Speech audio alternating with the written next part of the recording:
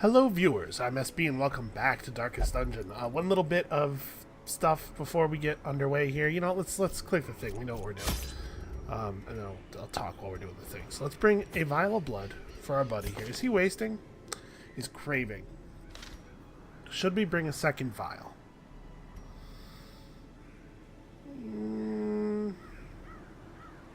Yeah, better be safe. May as well. It may end up costing us a slot of loot, which would be a bummer, but something tells me we'll live. I reckon we will live. What I was about to say is I have finally, after thinking about it for a long time, adjusted the stereo mix. So things may sound a little bit different if it is bad different, or if it's good different, if it's noticeably different. Please, comments below, because I need to know how it's hitting people. Whether you guys like it. It's probably, my voice is going to end up being a little bit quieter overall, but also it should sound like richer and fuller. Hopefully. I don't 100% know what those terms mean when applied to a human voice, but... They breed quickly down there in the dark, but perhaps we can slay them even faster. Ooh. We have an entry room that has a couple of different... Well, I guess the smart thing to do, right, is to go up this side, branch off and hit these if I have to, if we don't get good scouting data, and then just sort of wrap around. I really like these entryway graphics. I feel like you always used to just start in the middle of just in a room, but I like that the... Ooh, okay, good start. I like that there's now an entering the dungeon graphic. No, don't just reach in there. We have medicinal herbs for this.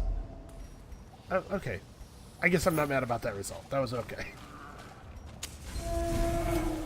So we're pretty low on trinkets because we are.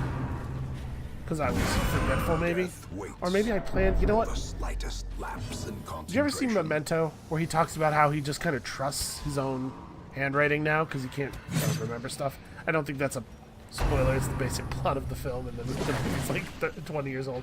I've gotten to that point with Darkest Dungeon where I get in and I'm just like, well, I'm sure I set this up correctly in the first place. Let's just go. So I'm assuming that whatever trinkets or lack of trinkets I had equipped was what I meant to do, and probably for a good reason. But I maybe should not do that. Maybe I should actually watch the end of the previous episode before making assumptions like that. So, do I want to throw a quick uppercut? Or, like, this guy is a real pain. This guy's also a real pain. Let's focus on bringing down the drummer. He's playing a drum that is made of stretched titanium. What? What? Oh, you are the worst. Now his only option is to pass the turn? And you stress when you pass the turn. I did not see that one coming. You know what, buddy? If you're going to be a huge problem anyway, you may as well be bloodlusted. As the fiend falls, a faint hope blossoms. The thing is, most of us fight pretty okay from out of position. It's just the leper, really, who does not have the ability to contribute in the way we might hope. This guy's 25% stun resist, and it's worth noting, uppercut knocks them back too, which isn't... It's not so important that we move him back, but it would be really cool if we knocked him back, because it'll move this guy into the third round, where we can start targeting him with more abilities. No, he resisted the move. Okay, well, so it goes. We tried, man. Yeah, vomit does not do a lot of damage, but it is disease-ridden, and of course it stresses people. Will you be cool now? Okay. You have your gun. You can shoot the blood out of people. In fact, that's kind of like the entire purpose of a gun. So hysterical blindness is real bad. As far as diseases go, hysterical blindness, who got that? It's him? Yeah. That's a pretty bad one. That's one that can cause a lot of problems. 125% stun chance. So we still have a 60% chance to land the stun. I would really love to get rid of this Carrion Eater, but it's like impossible to hit the damn thing. You can't shoot it. We certainly can't duelist advance and move the leper back. That is not a real option. So unfortunately, we're gonna have to spread the damage a little bit. There we go. That's what I was looking for. Them. And because it was crit, it doesn't leave a corpse. Alright. The bounty hunter can fight just fine from the third row. We are now Press disadvantage. absolutely no killing it, quarter. is what we're now doing. You are a human beast, so we do get a little bit of bonus damage from collect bounty, which is nice. Because he's got some prot, and also he's just a big honking dude.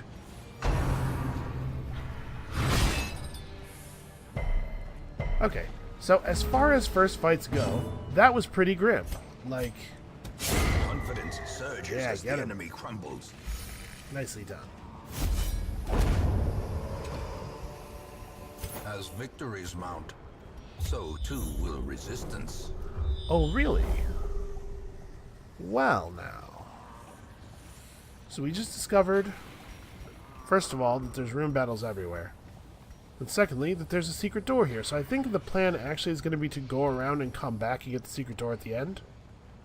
Yeah, we'll go around here, we'll get this room battle, we'll kill the lights here.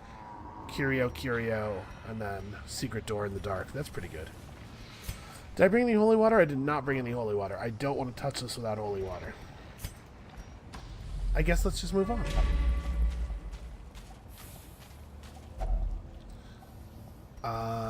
This, I believe... Let's see if I remember correctly. I did! Massive damage buff. If you drink the stuff in the still... Oh, nice, a map. A map is just like a huge scout. If you drink the stuff in the still without medicinal herbs, it can sometimes have an okay effect. You can sometimes still get a damage buff out of it. But also sometimes it will poison you, so... Okay, you need the stress relief. Nope, he just failed his trap roll. Mechanical hazards, possessed by evil intent. Well, that right there is the danger. Oh, no. Oh, no. Don't read that. Don't read that. Okay. Never mind. It was nothing. Yeah, the danger of choosing the person who needs stress relief as the disarmer is that if you flop the disarm, then that's real bad. Another one falls. For a moment there, I really thought he was going to the Queen reference. And in a sense, I was impressed, but also sort of terrified. 'Cause if that's not otherworldly, I don't know what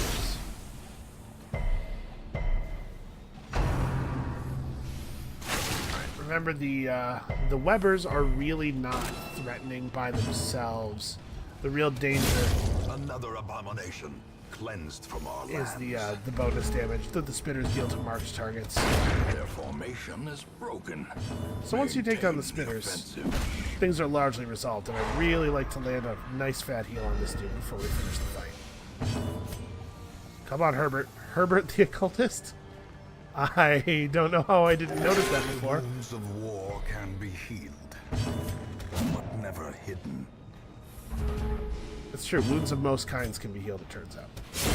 Back to the pit. So yeah, this guy's in kind of a weird place. Ghoulish horrors. Brought low Most of his and driven attacks into the mud. cannot hit the front rank, and Duelist Advance can, but at the moment he Duelist Advances, we lose some of the offensive capability of our guy here. Of Herbert the Occultist. I don't know how I forgot so soon. But also, going into riposte mode, or going into using the lunge, puts him into riposte mode, which is handy.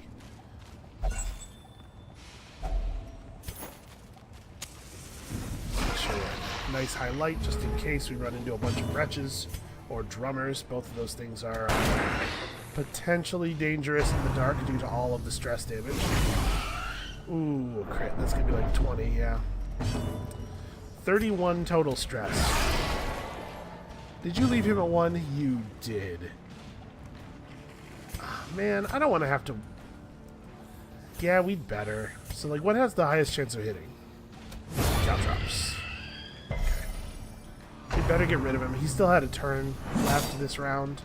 If he didn't, I might have gambled on letting the Occultist finish him off with another Abyssal Artillery. Oof. These things are very annoying. Uh-oh.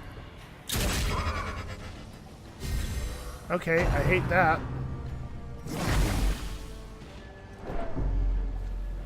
appreciate that very much.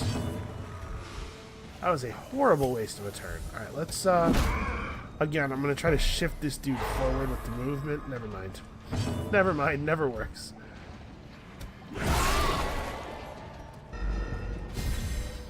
Maybe I should have had him heal himself, actually.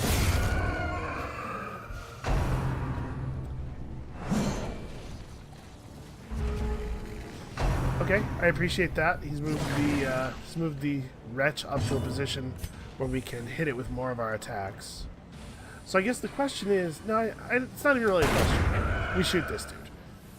Because this guy took his turn already, and this guy had not. I'm going to hit him with these, because I'm trying not to kill him right now. I think it's worth taking the moment to... No, it's not. Never mind. Never mind, I was mistaken. And then we have this, which will have him bleed out on his turn, so... I don't know, swap positions. Like, nobody killed the guy. There we go. Now we're not positive.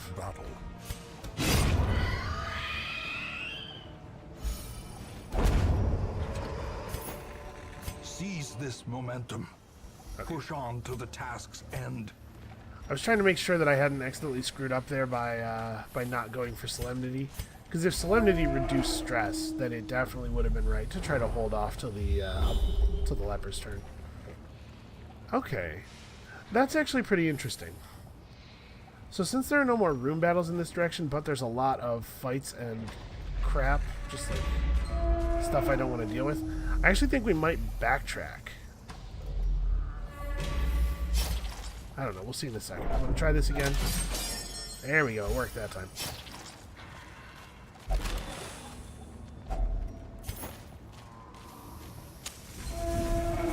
Alright. Yeah, I think we might turn around. Scouting means that we don't actually have to travel through that much of the dungeon, and I'm eager to take advantage of that where possible. Damn it. Well... Caltrops will set a 2-point bleed on him, and they'll reduce his speed. Kind of wish they reduced dodge. His speed and his accuracy. I think we probably have to just go for the actual hit. Because, like, both of these things have to die, right? Alright, it's possible for the leper to one-shot this thing. Be gone, fiend. Excellent. Excellent. Good start. And we're not going to get a kill on this guy unless we crit no matter what. So may as well use the attack that hits both enemies. We're gonna have a leper snap. Okay.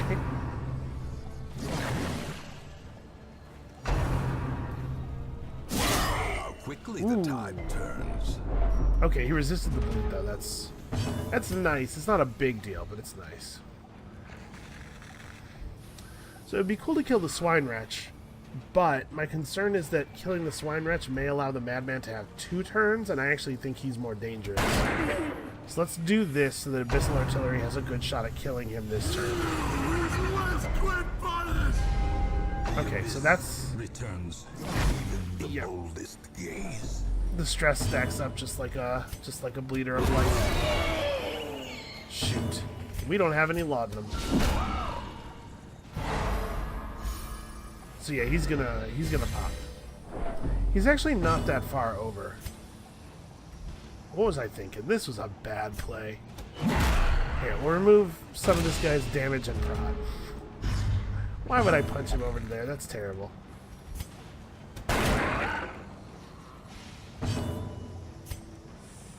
Alright, we should probably throw a heal. Honestly, we've been pretty lucky with our heals so far. We had the 1-0 with a dot. For the most part, things have been going pretty well. Come on, stress relief. Nope. So when you get the killing blow, at least promises success. when you get the killing blow on an enemy, there's a chance for some stress relief. Come on, laudanum?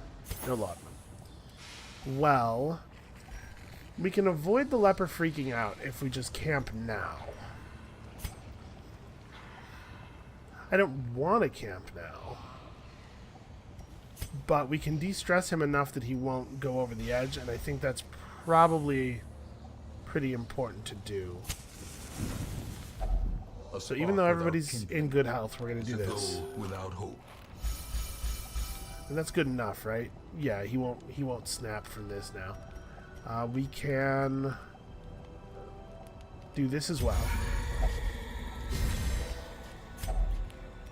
Alright, let's put up Bandit Sense, because I really don't want to get ambushed in the dark with this party. Then we have 5 points left. Gallows Humor is likely to be pretty good, but it would leave us with just 1 point. I probably won't do Abandon Hope. I guess if the Gallows Humor goes sideways on him, we could do an Abandon Hope. Okay, no, that was just really good. Okay, so we got you down to 45. It's actually possible that we'll be able to get the leper down below below the amount where I feel he has to be manually de-stressed. If we can just get some lucky crits, you know. This reminds me of that time. You know, we have seen giant spiders. Spirits are lifted, and purpose is made clear. Alright, let's head back. So we don't have to go through all this combat. I guess the question is, do I think it would be a good idea to? Because there is loot on the line, right? But what with the secret room and everything, we're already going to be at, like, the max for what we can carry, so we may as well just go back this way. It is a little bit of a bummer to do a secret room and then still have dungeon left over, because it means that you can't just, like, throw away your food and stuff. But something tells me that we will survive.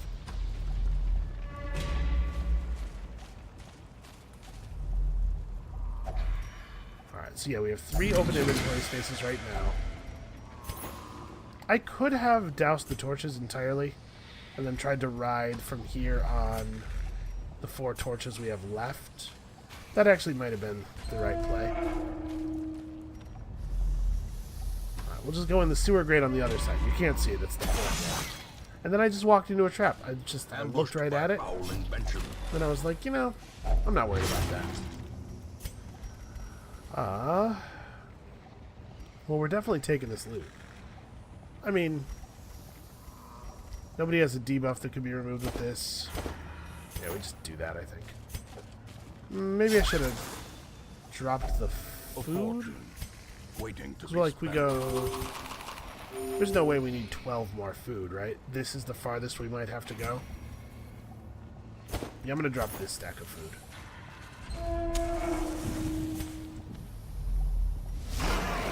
Alright, this might be the end of it right here.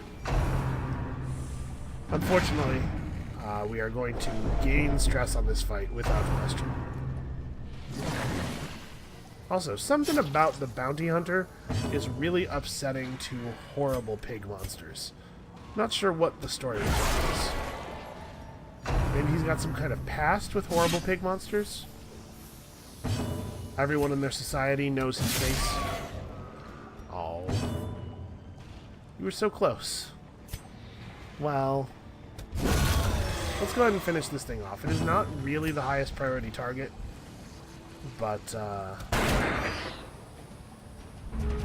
preventing it from getting any turns at all is certainly something. And remember, every attack, even an attack from a pretty innocuous enemy, every attack can be a crit, which could end up distributing a really significant amount of stress over your party. So really, it's important to deny the enemies any attacks at all.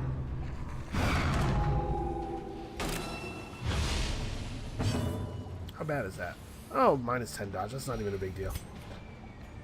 Do I want to stun this guy with the risk of moving him back in this situation? Honestly, probably not. Let's just go upside his head. Yeah, see, we've got this under control. Impressive. Okay.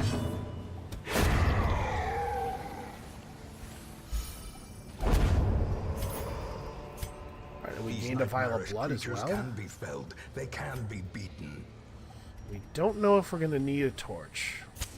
In Radiance, may we find victory. Okay, cool. So we know that there is not a fight in that room. We did not scout this hallway at all. But we can, at the very least, do this and check out this curio. Terrors may indeed stalk these shadows, but yonder, a glint of gold. Okay, on the off chance that it was true that these do replace an item from the loot table, let's go ahead and take that. And then get out of here. Okay, not too bad. Some experiments should have never happened. You are doing just work ending them. Yeah, these things are definitely definitely a good match for the phrase "should never have happened." I try not to draw attention to it too much while we're in there fighting him, but like, there's an awful lot of man mixed in with all that pig. Okay, witness is fine. I don't really care about that. Natural eye is not super relevant on him. I think the caltrops are his only range skill. You're obsessed with food. I mean, you're already interacting with all the food items, so I don't know if that's going to make a big difference. And you believe that you are possessed, which is not really that big of a deal. It sounds like it would be a big problem. Doesn't really come up that much. In time, you will know the tragic extent of my failings. Okay, so this caregivers convention thing is really, really valuable. And when we see missions that have the caregivers convention as a reward, we probably will be strongly incentivized to take them. Okay, the blasphemous vial is a good item. Stun chance, accuracy, and blight chance. Like this makes the Plague Doctor able to reliably double stun the back row guys after they have been stunned previously, and there's a lot of value in that. What else do we have available? We have a Hell's Hairpin. No, thank you. That's not one of my favorite items. A Mercurial Salve, which I don't think we want, but okay, this is not terrible. So, like, I don't really like the Sun Cloak. I like the Sun Ring, right? So I clearly don't have a problem with the limited torch thing. But somebody asked also why I didn't like the String of Garlic. That was a reward for this quest last time. That just gives a bunch of resistances. And it's because the game is so offense focused. Because any enemy turn has a chance to deal a significant amount of stress. Even an attack that deals no stress, if it crits, can do like 6 to 10 stress on each of your party members. You can only endure so much of that, right? Even putting aside the fact that it could drive someone mad, which could lead to a serious cascade failure, it can make de-stressing more expensive, and gold is a serious problem, right? Like we've already had it be the case that we had to be picky about upgrades here and there because we were a little low on gold. So basically, because enemy turns are so dangerous, defensive items that only give defensive stats that give no increase in your ability to kill enemies have to be so powerful to be worth a slot. I would just never ever equip an item that was just resistances, especially because as far as defensive stats go, resisting bleed and blight is kind of weak in that, like, it's like a form of effective health that doesn't do anything against most attacks. Okay, starting to see some higher level people coming in. We definitely are not going to upgrade the stagecoach network. So we should... Oh, sorry. The whole reason I went to that screen is that the first thing we should do is figure out what we're doing next. So, I mean, I'm not opposed to this. Blasphemous Vial is a pretty good item. And we have a reasonable group of level 2s? Yeah. We actually have a lot of level 2s. So you take some people up to the next tier off of this. So if we're going to the Cove, I think it's not a bad idea to bring a Plague Doctor. Fish hate Plague Doctors. That's a real thing. The healer would probably be Elise. So we probably would do this then. There's not a lot of compelling reason for a Vestal to be in the 3rd slot. The only thing she can use in 3rd that she can't use in 4th is Illumination. Which does, you know, like, moderately okay damage. It does increase your torchlight every time you use it, and over the course of a dungeon, it probably ends up being better than an extra torch. Like you'll use it enough times. So it's significant. Don't poo-poo this. Like this is something that matters.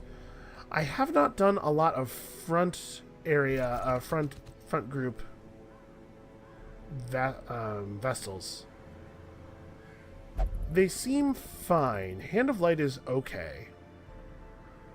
Lowering enemy accuracy is definitely like the best. The best thing you can do to the enemy is lower their accuracy and lower their speed. Again, because it's all about not letting them make contact. Mace Bash is not very good. You can't use Judgment or Dazzling Light, which I think are very strong skills from the back row. And you can't use the single target, or from the front rows rather. And you can't use the single target heal. You only have Divine Comfort. So you can play Frontline Vestal, and I believe there is an item that gives you some serious incentive to do so. We'll rethink our stance on that if we see that item. Who else is going out? We'll probably pull for the front line. It'd be cool if Grentemesnil could go. Obviously, he can't. We could play a front row bounty hunter is totally acceptable. We also could play Siochis in the front. We've seen that work before. And actually, Siochis in the front has the benefit of you can use Target Whistle from the front, which will allow him to buff up the bounty hunter that we are certain to bring. So this might actually be the way to go. The other advantage of bringing Siochis is that we don't have to pay for his upgrades because he's already pretty stacked. Yeah, this is actually not like a horrible party. It's not amazing. Frontline Houndmaster is something we've had to do a couple of times already. It's not. Don't take that as like a ringing endorsement. He is capable of standing in the front of the party, and Blackjack is a good enough ability that you won't feel like a huge dummy for having him there. But it's definitely not his best use. Okay, so let's sort our party to the top and make sure that people are ready to rumble, which is to say we need these.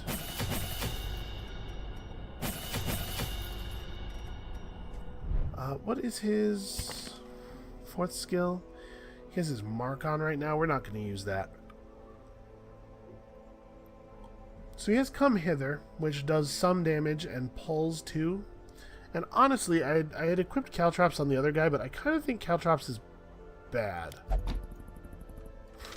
I do not like it very much. After having it available, I'm thinking like, man, I'm never going to use that. We should take the upgrade for the accuracy, I guess, if nothing else, but it doesn't feel awesome. All of the Vestal skills are absolutely worth upgrading, no question on that. Then we will, I assume... Ooh, we can afford a furnace upgrade. We probably should upgrade the furnace whenever it's available. Fan the flames, mold the metal. These are expensive. We are raising an army.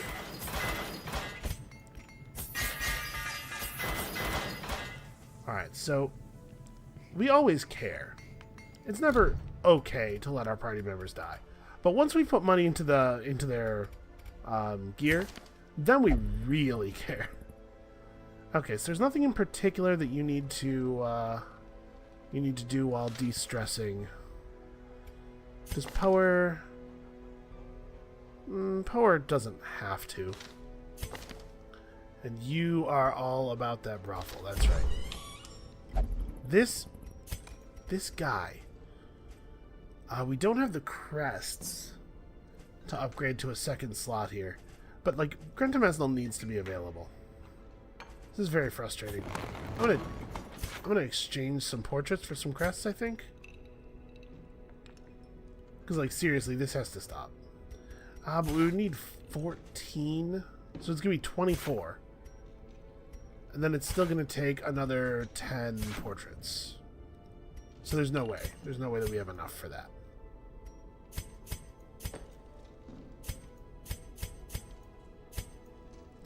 Actually, never mind. That totally works. Alright, well, let's not put in any more than we have to.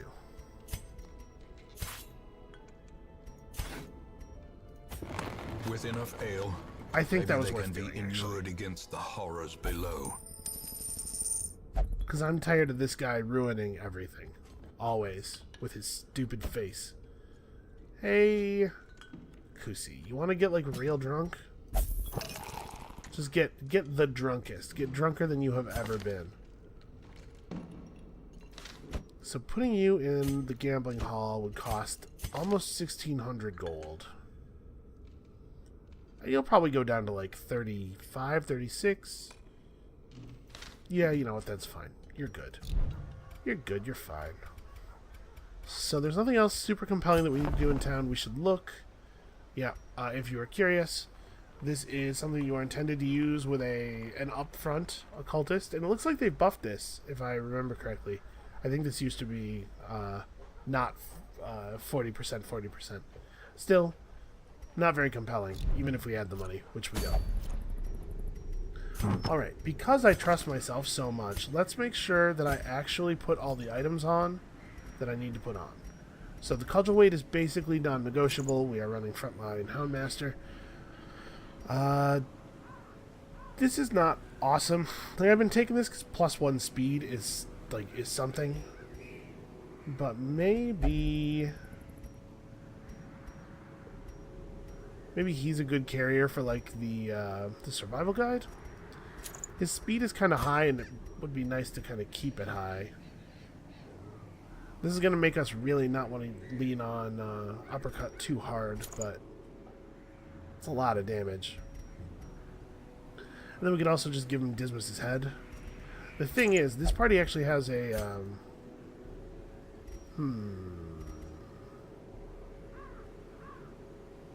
So we're going to the cove, right? And things in the cove don't bleed all that easily. They have high bleed resist. But we're standing in the 3rd row. And that means we have access to Incision if we want to use it.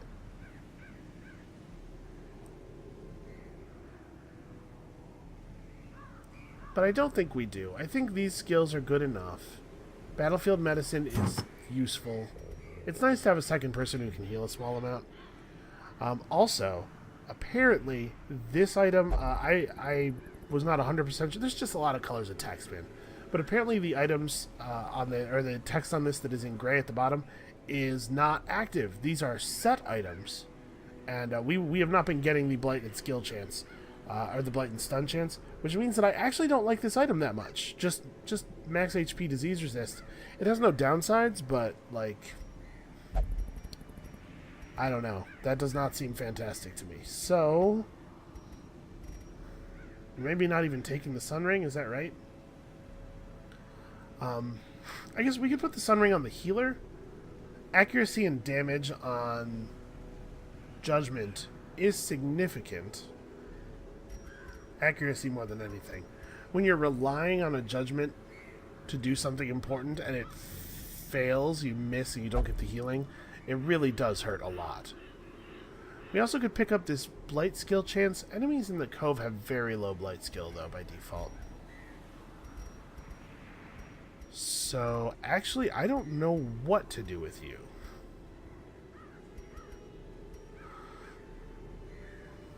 We don't have enough people just doing huge amounts of damage. I guess like take Witch's Vial. It would be cool if your stun worked when we try it. And I don't know, a Speed Stone? Again, this is mostly about being able to throw that stun out really fast. 5 accuracy on all of your skills. That's actually, it's not awesome, but it's fine. I do really like the Bloody Herb face stabbing Plague Doctor. I just don't know if the cove is the right place to do it. How much does it bleed for? It does base damage, so 6 to 10, plus a 1 point bleed. Yeah, it's not bad actually. Even if the bleed doesn't land, it's not horrible. And then we have plus 20% damage, and then there's a good reason to like maybe give her a straight damage upgrading item.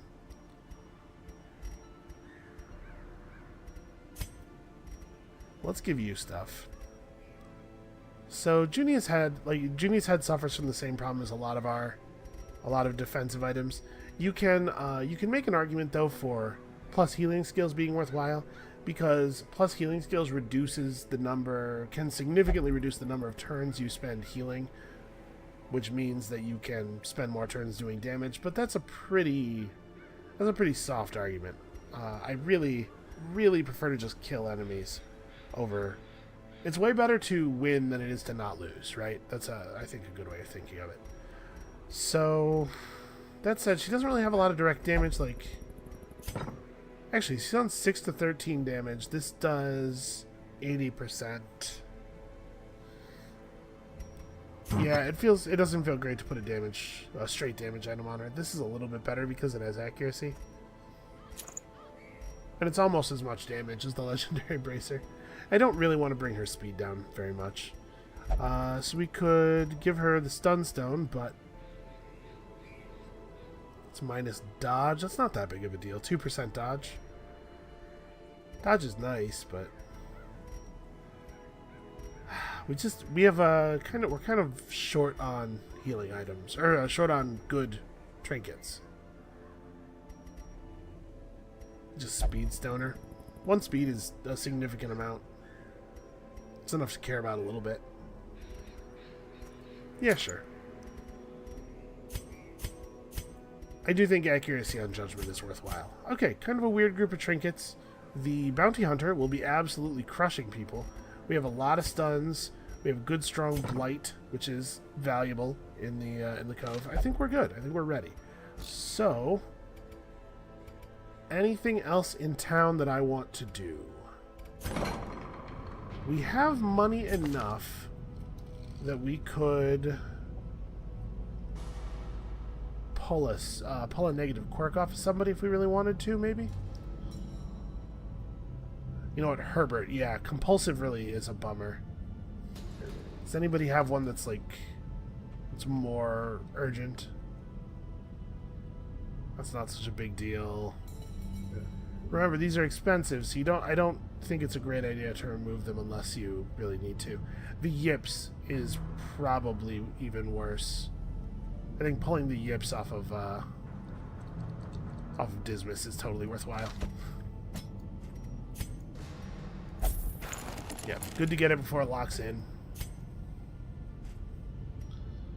With that would have been worthwhile, maybe. I should really check upgrades before I spend money. Okay. So I don't know when we're going to see another blueprint. It says in the tooltip somewhere in the tooltip that you should expect to get blueprints from bosses. We have not seen any from the green level bosses, and we've killed quite a few of them. So I'm thinking at this point it must be referring to higher tier bosses. Anyway, that's going to be it for this episode. We will go to the courtyard just as soon as I have a functional party of level 4s, which is to say probably next week, honestly. This group can't go out. Vaughn and Fairfax won't go together. Alright, well, once we have somebody else leveled up to level 4, I mean, it pretty much has to be the occultist, right? Well, no, it could be somebody to replace Vaughn as well. So an occultist or, like, Bellicote would not be bad in Vaughn's spot. Dismas would not be bad. Okay, yeah. We will go to the courtyard, I swear. But for now, come back next time. I guess we're heading into the cove to fight the siren, because she's got this horrible vial that we want really badly. And we'll see you then.